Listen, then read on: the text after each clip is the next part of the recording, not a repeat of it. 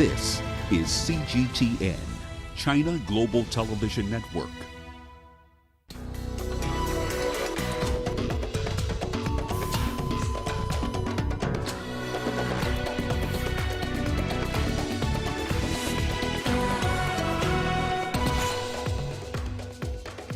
Chinese President Xi Jinping says the country is committed to peace in his address at the opening of the Boao Forum for Asia.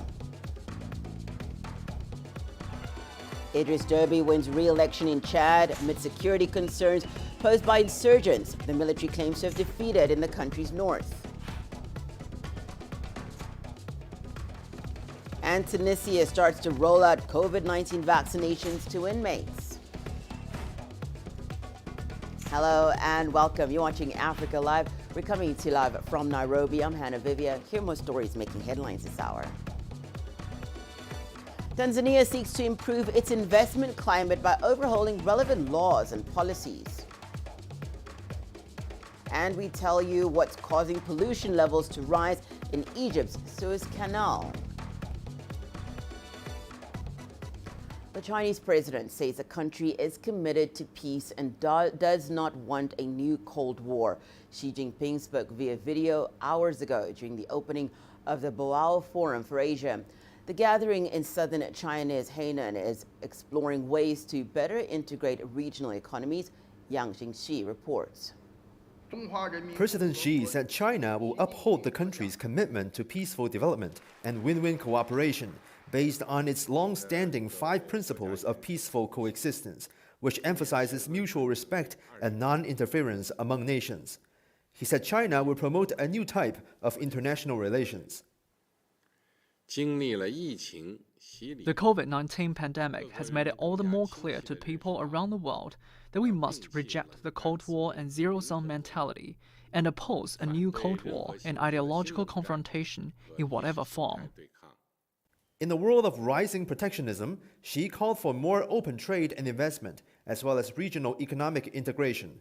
An example is the signing of the world's biggest trade deal, the Regional Comprehensive Economic Partnership last year. The deal among Southeast Asian countries and other Pacific nations is expected to strengthen Asia's industry chain, supply chain, as well as data and talent sharing. Attempts to erect walls or decouple run counter to the law of economics and market principles. They would hurt others' interests without benefiting oneself. President Xi said once the pandemic is contained in Asia, China will host the second conference on dialogue of Asian civilizations, a regional cooperation mechanism launched in 2019. Over the past decade, China has proposed several mechanisms of international cooperation, like the Belt and Road Initiative.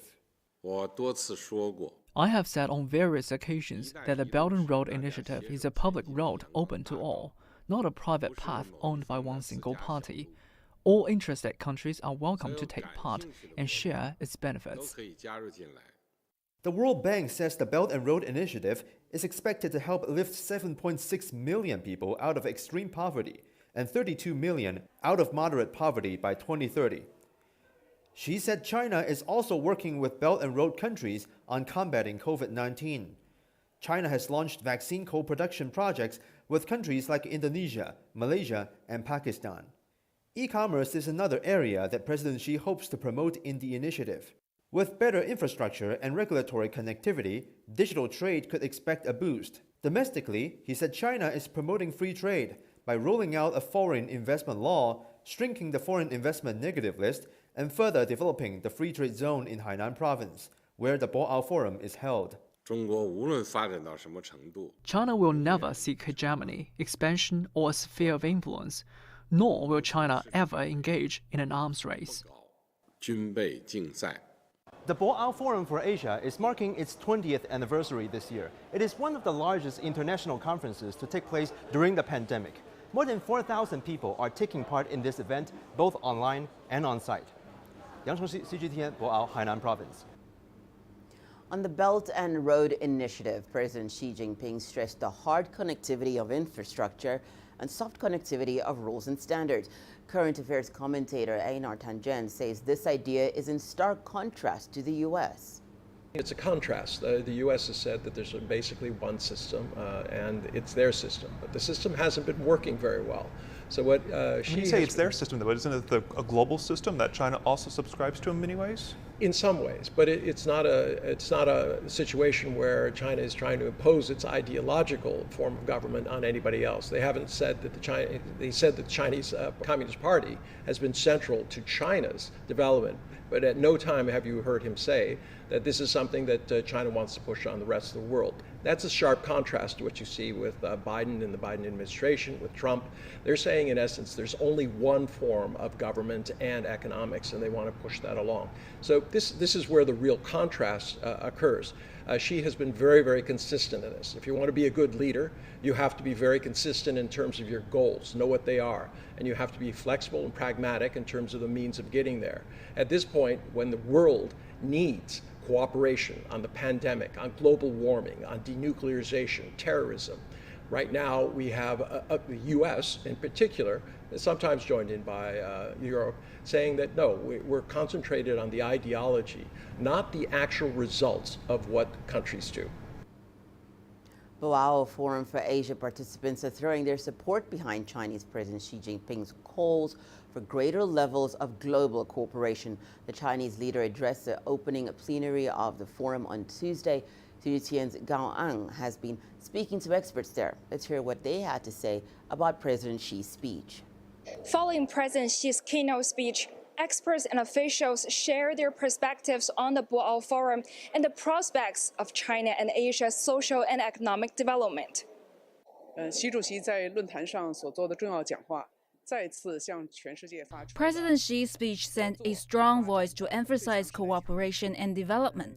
Facing many common challenges, cooperation is the only way out. In constructing the Belt and Road Initiative, China's practice reflects the spirit of cooperation to seek common development and achieve win-win results. 会增加更多的问题。 President Xi has also called for cooperation to create a future of health and security. In my opinion, in front of the public health confrontation, especially for the COVID-19 pandemic, we got to work together, and this is very important. The president also readdressed the vaccines are the international or global public goods, and China is ready to share with all the countries in the world. Officials are also calling for efforts to create a future based on global cooperation. We know what kind of world we are transitioning from, but we don't know what kind of world we are transitioning to. This might seem as bad news, but it's actually very good news, because destiny is in our hands. In a world of increasing uncertainties brought about by the pandemic and rising geopolitical tensions, President Xi also promised China will remain committed to peace, development, and cooperation. Gov't, CGTN, Boao, Hainan Province. Let's now turn our attention to Mozambique, let's go to the northern part of Mozambique, where hundreds of people continue to flee their homes in the province of Cabo Delgado. Violent attacks by armed groups have increased in the strategic town of Palma. The United Nations has warned of a humanitarian crisis there that could see over 1 million people displaced. CGTN's Noktula Shabalala has the story. This is the province of Cabo Delgado, situated in the northern part of Mozambique. The area has been under assault by insurgents since 2017.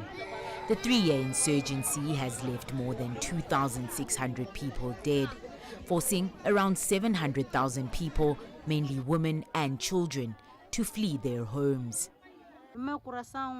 My heart tells me not to go anywhere and wait for my husband.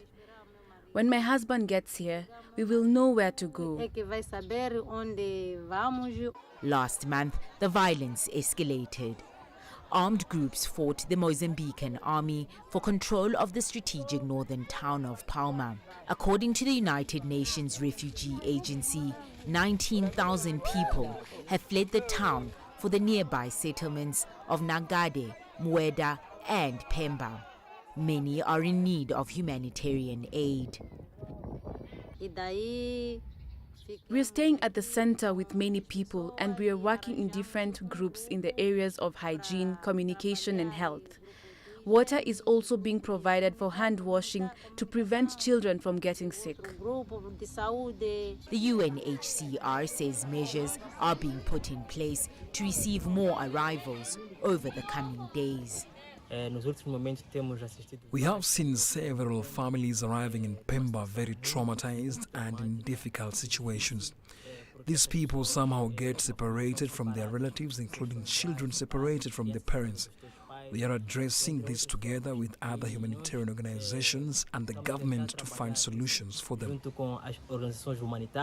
Within the next 2 months, officials say the total number of displaced people in Mozambique could surpass 1 million if the violence continues. Noguthula Shabalala, CGTN. Let's now turn to Chad for the latest on the presidential election. President Idriss Deby has been declared the winner with nearly 80% of the vote. This comes just after the country's army claimed to have killed over 300 rebels. The group was making the way to the capital in N'Djamena, as Tatal tells us more. President Idriss Deby was widely expected to be re-elected in the April 11th presidential poll. Top opposition leaders had boycotted the election, unhappy with Deby's intention to extend his 30-year rule. The candidates named here are therefore recipients of the following number and percentage of the votes cast. Brice Mbaimong Gwedmabai, 64,540, which comes to 1.40%. Idriss Deby Etno, 3,663,431, which comes to 79.32% of the votes cast. Our candidate Idriss Deby won the first round of the presidential election. We see this as a double victory because he also managed to expel the terrorists from our territory. The rebel group Front for Change and Concord in Chad initially attacked a border post on election day and then advanced hundreds of kilometers south. They're believed to have been trained in Libya. As they approach the capital in N'Djamena, the army claims to have stopped them in the northern province of Kanem. After we combed the area, the toll is as follows. Friendly side, we mourn 5 martyrs and 46 wounded. Enemy side, more than 300 terrorists neutralized, 150 captured, including 3 high-ranking. The rebels' advancement resulted in the U.S. issuing a security advice and ordering the departure of non-emergency U.S. government employees and their families. While President Deby has faced multiple insurgencies in the country's north, the army says calm has been restored to the area. Astatal, CGTN. Despite sustained pressure from international and local actors, Africa is witnessing a growing threat from extremist groups. CGTN's Robert Nagila takes a look at some of the main extremist groups operating on the continent. Attacks by extremist groups across Africa have risen sharply in the past decade. In East Africa, Al-Shabaab mainly operates within Somalia, but has launched attacks in neighboring Kenya. Al-Qaeda in the Islamic Maghreb operates in North Africa. It also operates in West Africa through affiliate Jamaat Nusrat al-Islam wal Muslimin. In the Sahel region, Lake Chad Basin and Nigeria, Islamic State-affiliated networks including Boko Haram are active. While further south in Mozambique, Islamist group Al-Sunnah wa Jama'ah has destabilized the northern part of the country, displacing hundreds of thousands of civilians. To counter these threats, a coordination center in Senegal under the Partner Armies in West Africa initiative is being established to strengthen partnerships between foreign and local forces. France has deployed 5,100 troops in West Africa's Sahel region. The United States, meanwhile, has over 5,000 troops on the continent. 4,300 are based in East Africa, where the U.S. maintains a military base in Djibouti. Now, under an African Union mission, Kenya, Uganda, Ethiopia, Burundi, and Djibouti have deployed troops to Somalia. Apart from actively engaging in combat with extremist groups, the US and French militaries are involved in training troops of partner states and intelligence sharing. Let's now take a short break and return. More news making headlines, including Tunisia starts to roll out COVID-19 vaccinations to inmates. And we tell you what's causing pollution levels to rise in Egypt's Suez Canal. Nigeria is my home. 160 million vibrant, ambitious individuals constantly seeking the perfect self-expression. It is these people who inspired me to be that person that is seen, to be a voice that is heard, and ultimately to be the anchor that I am. I have to tap in, tune in, and turn on the very best qualities within me to deliver the news. I'm Richard Nta, an anchor for CGTN.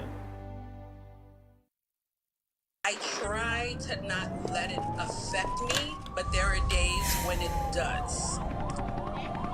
I'm a human being, and to see patients in a hospital bed and their family members are not there, there's no one there to hold their hand, that human touch, you know?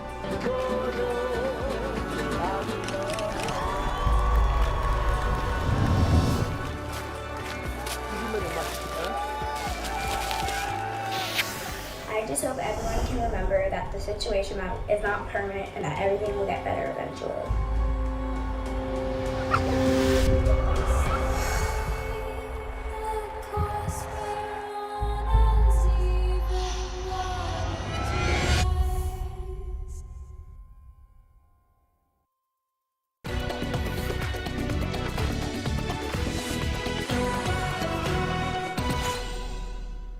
Welcome back. You're watching Africa Live. The head of the World Health Organization, Idriss, says the world can bring the global COVID-19 pandemic under control in the coming months, but that it is dependent on the fair distribution of the necessary resources. Ghebreyesus was speaking at a virtual news conference on Monday, where he also expressed concern over the rate at which COVID-19 has been spreading recently.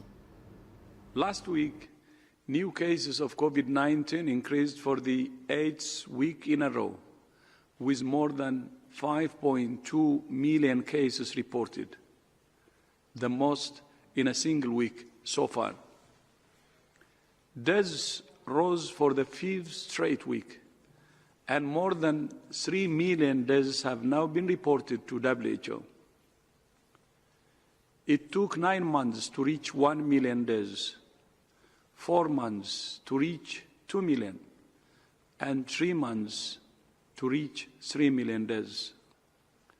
Infections and hospitalizations among people aged 25 to 59 are increasing at an alarming rate, possibly as a result of highly transmissible variants and increased social mixing among younger adults. Global climate change activist Greta Thunberg also joined the World Health Organization's briefing. She took a swipe at what she described as vaccine nationalism among high-income countries. It is completely unethical that high-income countries are now vaccinating young and healthy people if that happens at the expense of people in risk groups and on the front lines in low and middle-income countries. And this is a moral test. We talk today about showing solidarity, and yet vaccine nationalism, it's what's running the vaccine distribution. It is only when it really comes down to it that we show our true face. The number of new COVID-19 infections in Egypt has been steadily rising since early March. This has worried government officials who are seeking ways to further reduce the spread of the virus. Experts believe that a third wave of infections could pose serious challenges to the country's healthcare system. Here's Adel Emrouhi with more details. Since March 7th, Egypt's COVID-19 infection curve has been rising as the nation appears to be heading fast to the peak of a third wave. Alarmed by the recent developments, Egyptian President Abdel Fattah el-Sisi held a meeting with the country's top health officials to discuss the situation. Those at the meeting included the Prime Minister, Health and Higher Education Ministers, as well as the heads of military medical departments. The country is summoning all its healthcare capacity to tackle the pandemic. Infections are increasing fast, particularly in the holy month of Ramadan, which sees more people gathering at homes and mosques. The third wave is clearly moving faster and harsher than the second wave. More severe cases are being reported. We're seeing the sudden deterioration in health conditions and a sharp drop in oxygen levels registered at government hospitals.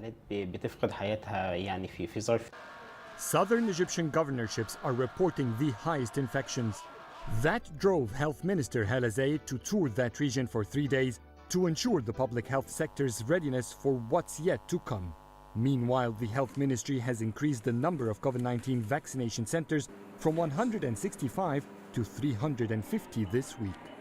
The vaccination campaigns can reduce infection rates, but not before 50 to 60% of the target population gets vaccinated. In Egypt, these are about 60 million people. So far, only 400,000 have been vaccinated. That won't slow down the spread of infections. Egypt has so far officially reported more than 216,000 coronavirus cases. Officials warn that actual figures could be up to 10 times higher. When comparing the period before the peak of each COVID-19 wave, the past 2 months have seen the highest death rates and the highest infection rates, which means that for Egypt, most probably the worst is yet to come. Adel Mahroui, CGTN, Cairo. Meanwhile, the Democratic Republic of Congo has launched its nationwide COVID-19 vaccination campaign in the capital, Kinshasa. This comes a month after the government suspended the use of the AstraZeneca vaccine over blood clot fears. CGTN's Chris Chamringa has the details. The Congolese health minister kicked off the country's COVID-19 vaccination campaign in Kinshasa. Local officials and foreign envoys got shots of the AstraZeneca vaccine that was suspended last month over blood clot fears. I've just got my first shot of the vaccine. There was no pain at all. I feel very good. I call upon everyone to come and get vaccinated. The suspension of the AstraZeneca jab sparked rumors in the DRC, which has led to vaccine hesitancy despite assurances about its safety from the World Health Organization. If you receive the vaccine, the possibility is 0.0000, I don't know how many zeros.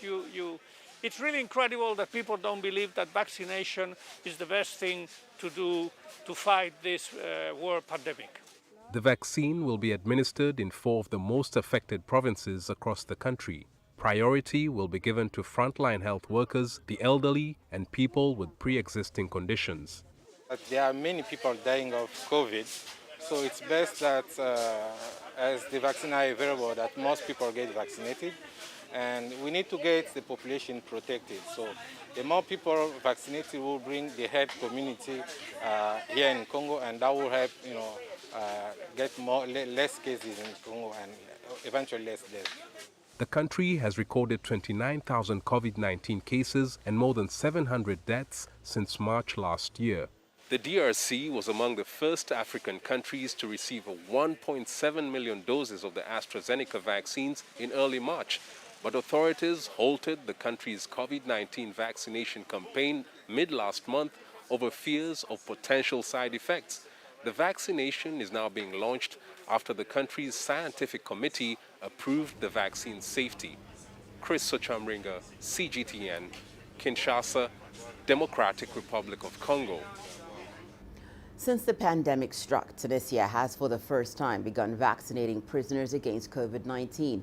CGTN was given access to the central prison of Tunis to cover the inoculation of inmates there. Here is Adnan Shouashi with that report.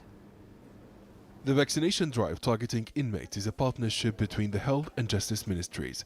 The General Directorate of Prisons and Re-Education coordinated the exercise. This is the first vaccination operation for prisoners in Tunisia.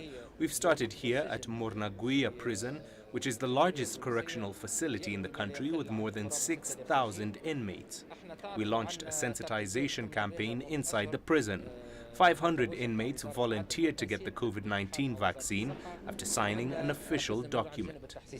Members of the COVID-19 task force say the vaccination drive aims to protect the health of inmates. The inoculations will also ensure that the Mornagia Central Prison is a much safer environment during this pandemic. We're giving priority to people aged over 75 years and inmates with chronic illnesses. The health team is made up of medics, paramedics, and pharmacists to ensure the success of this operation. Our staff has respected all prevention measures. An internal poll showed that more than 90% of prisoners agreed to get the COVID-19 vaccine. Inmates who have chronic medical conditions were the first to volunteer. I have been in prison for 15 months. I suffer from chronic heart disease, diabetes, and I have asthma. The vaccination is necessary. It's a good initiative. I'm 70 years old. I did not hesitate to get vaccinated. All the inmates were informed about the coronavirus since the outbreak of the pandemic. The vaccination operation is well organized. The vaccinations have been welcomed by the civil society in Tunisia. Members of the scientific committee at the health department say it's difficult to ensure inmates respect social distancing inside the country's overcrowded prisons, hence the need for inoculations. Since the outbreak of the pandemic in Tunisia last year, COVID outbreaks have devastated many prisons throughout the country. Now that staff and prisoners are accepting the vaccine, health authorities are hopeful that prisons will stop spreading the disease. Adnan Shawishi, CGTN, Tunis. Well, let's now turn our attention to recent satellite imagery, which shows a significant increase in sulfur dioxide levels over the Mediterranean.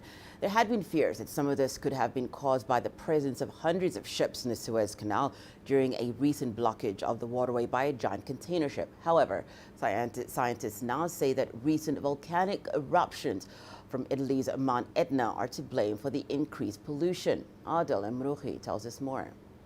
The grounding of the Ever Given container ship paralyzed maritime trade in the region. More than 400 ships were stranded in the Red Sea and the Mediterranean in the worst incident reported along the canal in years. After initial reports on the spike in sulfur dioxide emissions over the Mediterranean blamed the Suez Canal blockage for the same, Egyptian authorities launched an investigation. The combustion of ships' engines releases harmful gases. An increase in the number of ships definitely leads to more emissions. That may happen in narrow waterways, but the Suez Canal is surrounded with wide desert area from both banks. In addition, the wind speed that caused the accident means there shouldn't be significant impact. After reviewing data from its 109 air quality stations, the Egyptian Environment Ministry said the country had not experienced spikes in sulfur dioxide emission. Experts believe that the fuel consumption of the nearly 200 ships stuck in the Mediterranean could not have led to the reported 5-fold increase in the levels of the toxic gas. Most ships do not operate their main engines when they're anchored or waiting in the canal. That is the main pollutant. Instead, when they're not moving, the ships use electric generators for cooking and lights, which cannot lead to any significant pollution through sulfur dioxide emissions. The Suez Canal Authority says the recent refloating of the Ever Given container ship was a rare success. That's mainly because the rescue efforts ended without any damage to the ship's structure, avoiding an environmental catastrophe that would have occurred had there been an oil spill. Pollution would have increased if the rescue efforts included offloading containers, as that might have dropped waste into the sea, or offloading oil could have done the same. If that had happened, it would take months to recover and fix such a situation. After first blaming the Suez Canal blockage for the sulfur dioxide spike over the Mediterranean, experts are now realizing that Italy's Mount Etna volcano eruption was the main reason for the pollution. The eruption happened 10 days before the blockage. Adel Emrouhi, CGTN, Cairo.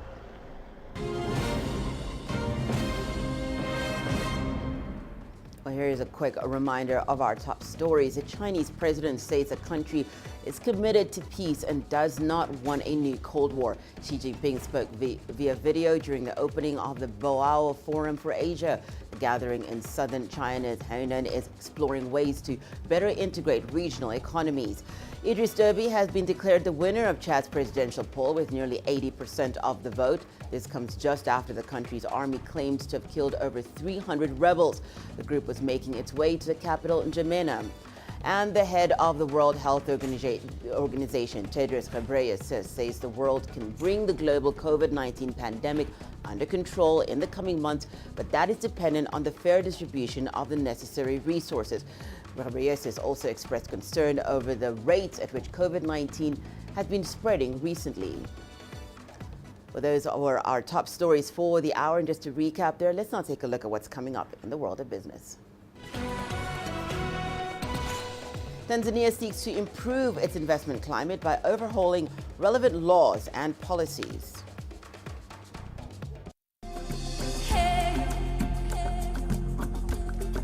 Accra is my kind of city. That's because when I'm here, I feel like I'm back home in Lagos or Abidjan, which are two of the major cities I grew up in.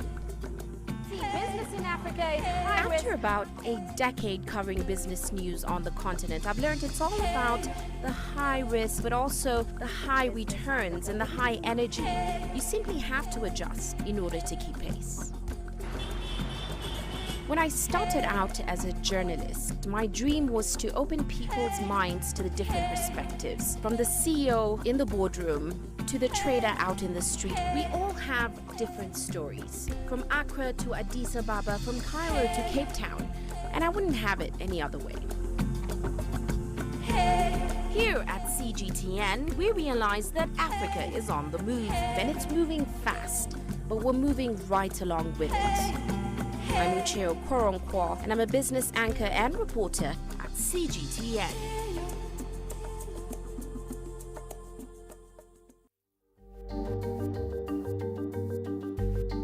Africa Live. Find your voice.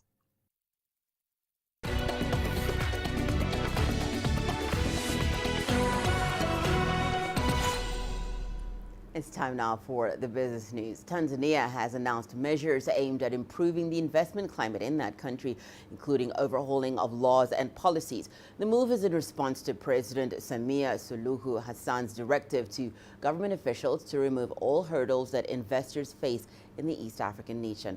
CGTN's Isaac Lukando has more from Dar es Salaam. Tanzania wants to take the term business-friendly to a whole new level. The government is preparing a national investment development strategy and a new investment law. The country's prime minister says the new measures will attract investors and make it easier to do business in the country.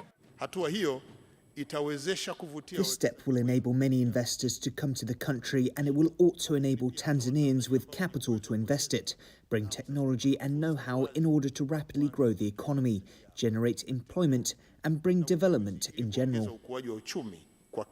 To achieve its goal, the government is removing hurdles for investors, which includes complaints over tax payment, red tape in issuing work permits, and corruption. The government says it also plans to review and improve the 1996 investment policy as well as the 1997 Investment Act. In the next financial year 2021-2022, the government will improve the execution of the national investment strategy, including setting aside land for investment and developing crucial investment systems in all regions in order to attract investments. The government says it has set up an electronic system to handle investor complaints, but investors can also air their grievances through the Tanzania National Business Council. While Tanzania has done relatively well in the World Bank Doing Business report over the last 3 years, the United Nations 2020 World Investment Report shows that there could be room for improvement, especially in the area of foreign direct investment. As a means of attracting more foreign investors, an update of the country's tax laws to keep up with changing times is also being proposed. The last time I remember Tanzania has changed its income tax act was way back 2009, I think. That was the last time during Kikwete's era. So now we are into 2021, so it has been a very long time. And I think these past 10 years, our economy has completely changed. So many things have been digitized. Our economy is going digital very fast. So I think even the thinking of how do we do taxes should be given a well thought. Having reached lower middle income status, Tanzania faces an uphill task of adding around $3,000 to the national average income to get to upper middle income status. The government hopes attracting new investors will provide a path to the country's next level economically. Isaac Lukando, CGTN, Dar es Salaam. Rehabilitation work is soon to begin on Nigeria's biggest refinery in Port Harcourt. Authorities in Africa's largest crude oil producer have signed a $1.5 billion agreement with Italian engineering firm Tecnimont SPA to begin the work. The government targets to return the refinery to 90% of its production capacity in 18 months. CGTN's Deji Badmos reports. For several years, Nigeria's 210,000 barrels per day Port Harcourt refinery has been more or less dormant, like the country's 3 other refineries. With no domestic refining, the country has had to rely on import of refined petrol for its domestic consumption, and that's costing it nearly $300 million every month on subsidy. It's the main reason the government has now chosen to spend $1.5 billion to fix its largest refinery, hoping that will effectively put an end to the controversial subsidy as well. One of the reasons why our refineries cannot function is subsidy. Because you cannot be refining at a cost and selling at a subsidized rate. Now that constraint will be taken away by deregulation. That is the more reason why we must fix our refinery, so that our refineries can now function optimally.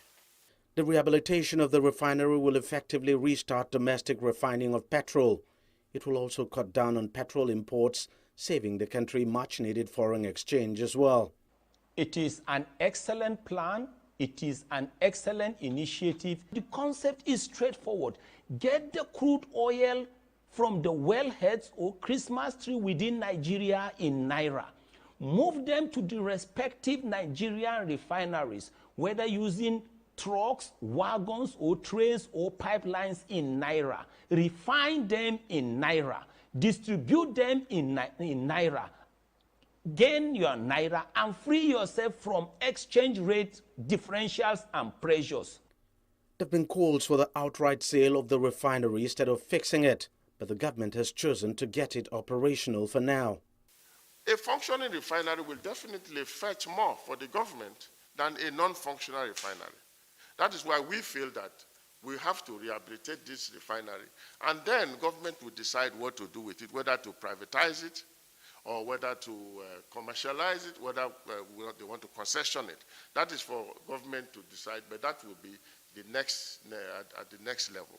But at this point, we want to give Nigerians a functional refinery. Work on the refinery has been scheduled in 3 phases. The first will last for 18 months, while the second phase of repairs will last for 24 months. The job will then be rounded off in another 48 months. The government says once the refinery is up and running, it will turn its attention to its other 3 refineries, which are all non-functional at the moment. Deji Badmos, CGTN, Lagos, Nigeria. Adalia Hosni is a young Egyptian who specializes in a delicious type of art, food art. She creates portraits of celebrities using everyday food items like chocolate syrup and macaroni. The young Egyptian says she hopes to trigger the artist within everyone through her work. Here's Adela Mrouchi with her story. As a child, Dalia Hosni never listened to her mom when she yelled, "Don't play with your food." She always loved to draw, and over the years, leftovers became her tools to make edible art. I wanted to change the concept that art is not for everyone. Every one of us is special. Everyone is a portrait. I wish to see art in every house. I searched for materials that are available in our everyday life. And for the past 4 years, I have been experimenting with food. Dalia graduated from business school last year. Throughout her 4 years of study, though, developing art skills were her prime mission. I draw with all kinds of food. There isn't an item that I can't shape into art, even ice cream. Everything that can be art is handled properly. My favorite is chocolate. It's tasty and lots of people love it.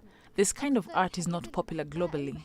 A food artist's main challenge is how to preserve their art so it can be displayed for longer for people to enjoy. Seeing her passion, her friends encouraged her to post her work online. Her first drawing was a portrait of Liverpool's top football star, the Egyptian Mo Salah.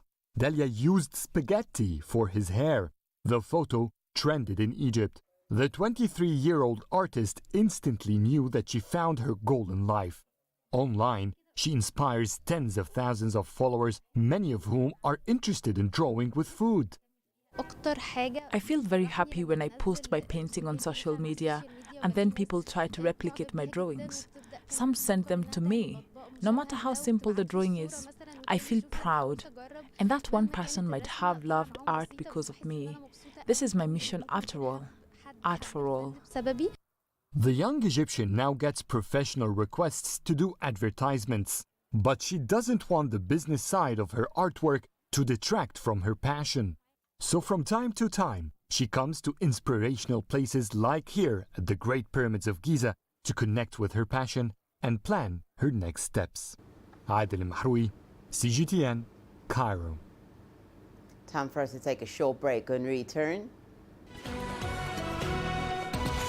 we'll look at the connection between enhanced job prospects and learning Mandarin in Uganda.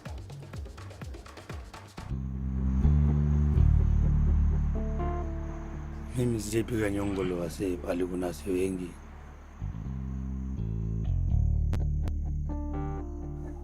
Ninachezanga na dada yangu juu pia mimi sipendi kukufa.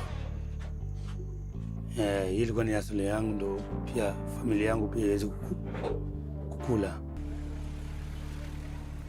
Kibira yenyewe ilikuwa mbaya kitambo, kulikuwa na wezi wengi sana. Na siku hizi yenyewe hata unaweza kaa bila kusikia hata mwizi ameshikwa mahali ama amechomwa ama amefanywa nini. It's known without books, it's not easy to make it. To me, as an artist, I believe we only need a tool to bring change. I wanted to tap into that talent because if you don't nurture the talent while it is young, it gets lost. So I wanted to use my expertise in the media to nurture that talent, to mold them to become the future journalists.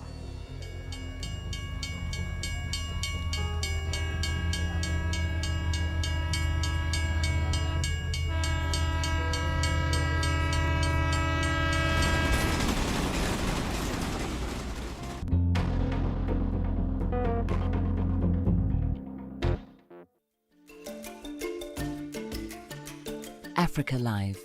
Find your voice.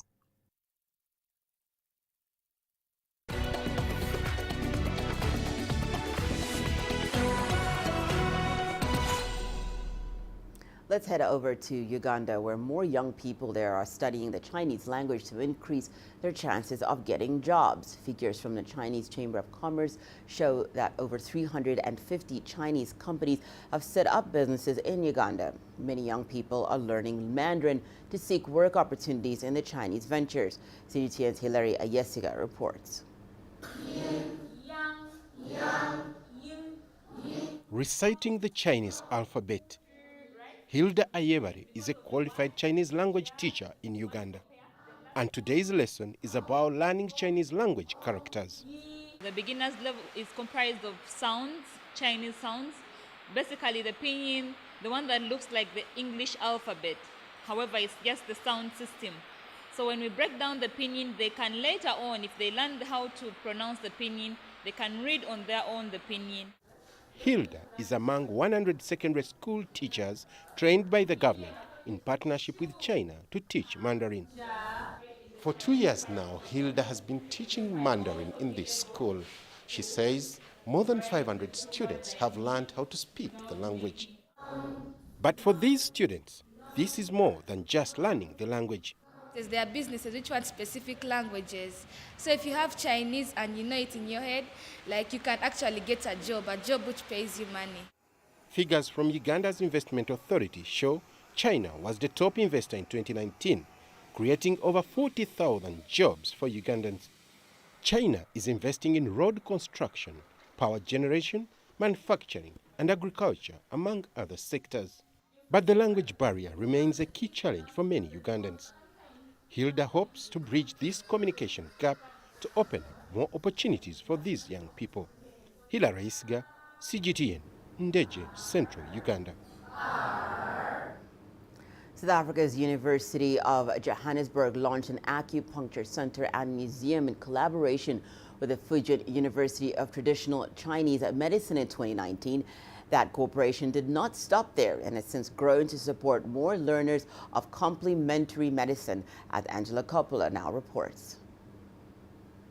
The health science facility at the University of Johannesburg then introduced a Bachelor of Complementary Medicine in 2020. And as part of this bachelor, we introduced, further than homeopathy, also acupuncture and phytotherapy. And the clinics we have currently are more aligned to homeopathy.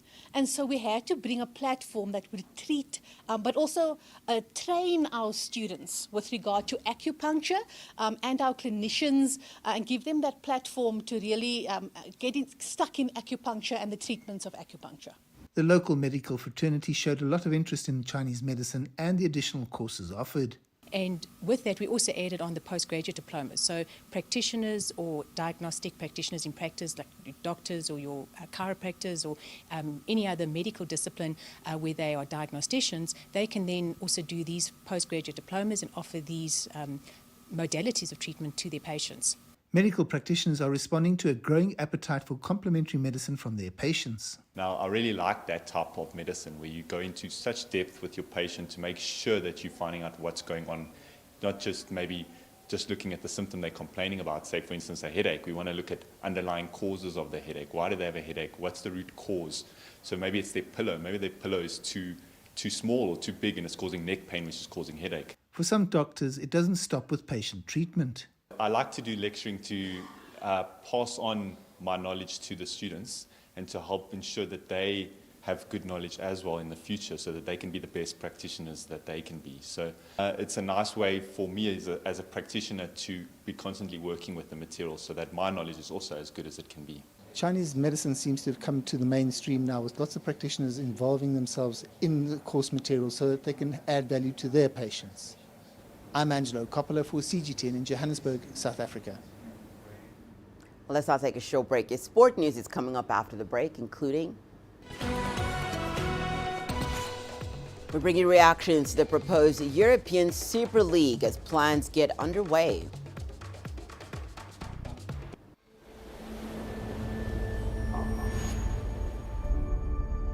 How would you create your legend? On the fields, on the tracks, in the arenas of Africa. Were you born to be a player? Could this moment be yours?